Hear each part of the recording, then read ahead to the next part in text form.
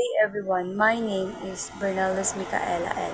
So today, I'm going to discuss the taxation in Spanish Philippines. What is taxation? Ang taxation ay kung saan ang mga namamahala ay gobyerno na pumapataw ng tax o buwis. Ang tema ng taxation ay masasabing lahat ng uri ng involuntary levies ay galing sa income hanggang sa capital gains to state taxes. So, paano nga ba nagsimula ang konsepto ng taxation o buwis? Nasabi, ang taxation ay nagsimula nung sinakop tayo ng mga banyaga. Subalit, ang ating mga ninuno ay una nang pinatupad ang konsepto ng taxation. Ang ating mga ninuno ay nagsimulang magbayad ng tax upang sila ay mabigyan ng proteksyon ng mga dato o pinuno ng isang komunidad. Tinatawag nila itong buwis, handog, sinasabing maliban sa dato o pinuno, lahat ay kinakailangan magbayad. Noon pa man, pinaparusahan na ang hindi magbayad ng buwis. Ang mga edad 16 to 60 years old ay kinakailangan obligadong magbayad ng 8 reales o 1 peso kada taon. Ang pagdating ng mga Kastila ay sinasabing pinagmulan ng modern taxation. Ang paraan na ito ay halintulad ng pagpataw o nagbibigay ng buwis sa iba pang colonies ng Espanya.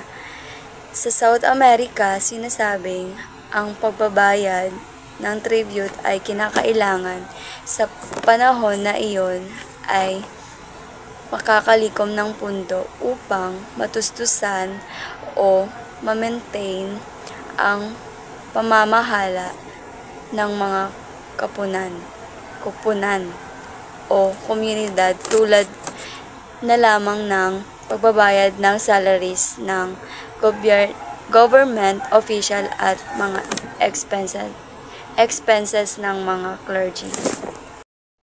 Mga ibang paraan ng pagbabayad ng buwis ay sinasabing sa pagbabayad ng ginto, textile, bigas at ang pinakamabigat sa lahat ay ang polaway servisyo, also known as forced labor.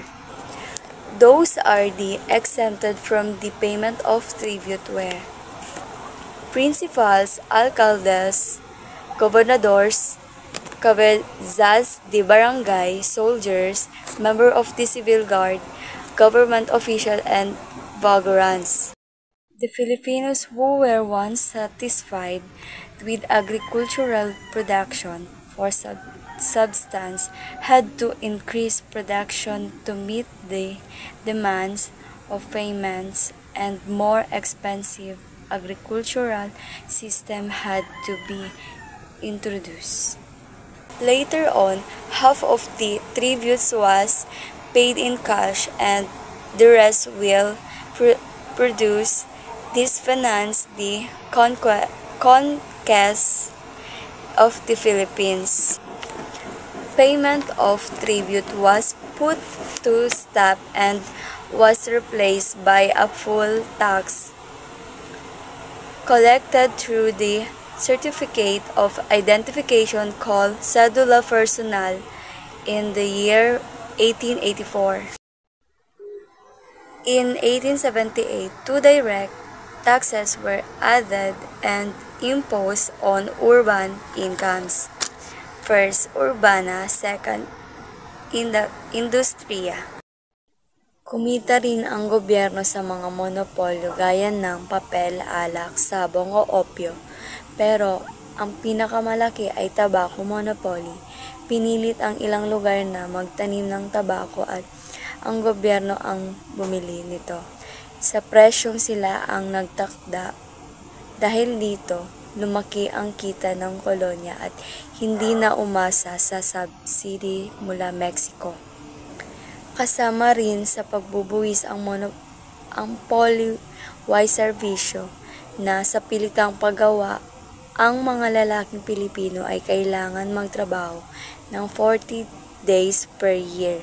Tapos, naging 15 days na lang nung 1884. Pwede sila hindi magtrabaho kapalit ng bayad na fala, pero madalas ito'y napupunta lang sa bulsa ng corrupt official.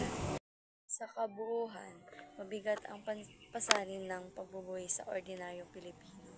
Samantalang, ang mga principals at elitista ay nakikinabang at yumaman dahil sa sistema. Dahil dito, lalo lamang lumaki ang agwat ng mayayaman at mahihirap noong panahon ng Kastila.